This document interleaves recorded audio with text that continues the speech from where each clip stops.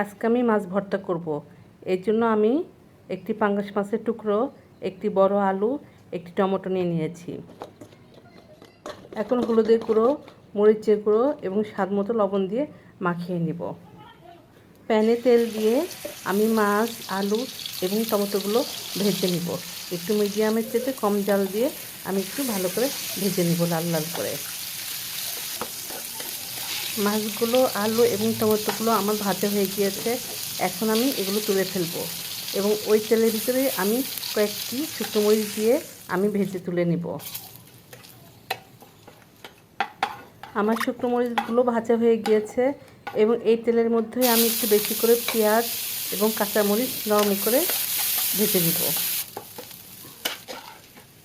এখন আমি হাতে মেখে ভর্তা তৈরি করে নিব এবং শেষে আমি ধনিয়া পাতা কুচি এবং সরিষার তেল দিয়ে দিব।